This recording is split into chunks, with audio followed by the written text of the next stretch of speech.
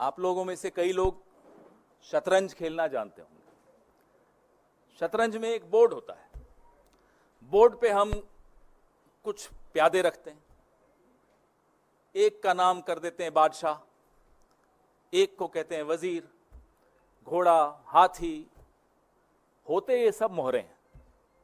इनकी अपनी कोई ताकत नहीं होती, भले नाम बादशाह है वो बादशाह होता नहीं है, भले रानी है वो रानी होती नहीं है। अगर रानी खुद तय कर ले कि मुझे मूव करना है, वो नहीं कर पाएगी। एक शतरंज का खेल चल रहा है इस देश में। अभी हम लगातार पिछले कई सालों से अलग अलग मोहरों की बात कर रहे हैं।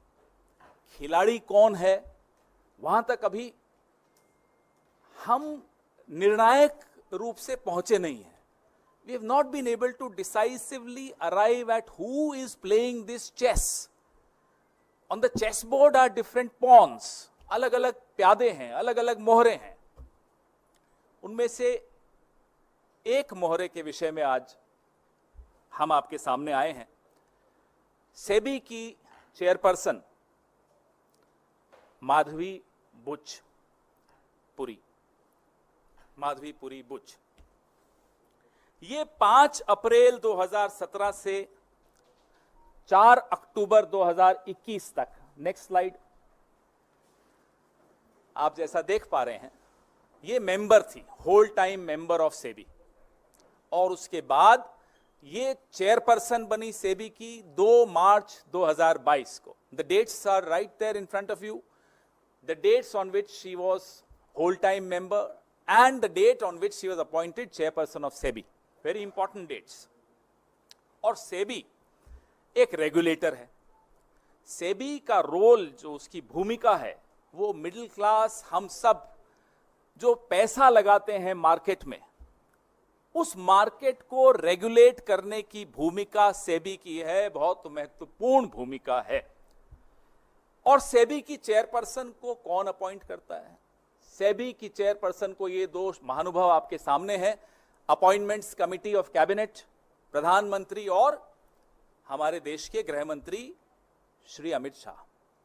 ये सेबी की चेयरपर्सन को अपॉइंट करने की जो एसीसी है, ये उसमें ये 2 सदस्य हैं, मतलब यही लोग अपॉइंट करते हैं। अभी तक हम लोगों ने, भले वो हिंडनबर्ग रिपोर्ट हो या और कई कॉन्फ्लिक्ट ऑफ इंटरेस्ट जो सेबी की जो भूमिका सेबी की चेयरपर्सन की रही है, उस पर हमने कई बार चर्चा की। जो सर्वोच्च न्यायालय द्वारा मॉनिटर्ड इंक्वायरी थी, इन्वेस्टिगेशन थी, हिंडनबर्ग रिपोर्ट पर, अडानी की कहानी पर, उस पर भी हमने चर्चा की। लेकिन इससे ऊपर, इससे कहीं हटकर, इससे कहीं भयानक भूमिका सेबी की चेयरपर्सन की मैं आपको बताना चाहूंगा। सबसे पहले मैं अपने साथियों को बोलूंगा, अगली स्लाइड पर आएं। यह पहली इरेगुलरिटी, यह पहला गैर कानूनी काम, आप सब तनख्वाह लेते हैं, मुझे लगता है एक ही जगह से लेते होंगे।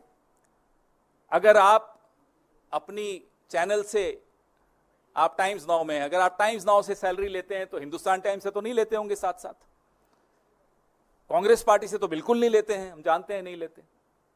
लेकिन सेबी की चेयरपर्सन जब वो मेंबर थी, होल टाइम मेंबर थी, 2017 से 2024 के बीच में रेगुलर इनकम आईसीआईसीआई बैंक से ले रही थी 16 करोड़ 80 लाख। और इसको 3 अलग अलग भागों में हमने आपको दिखाया कि तनख्वाह ले रही थी।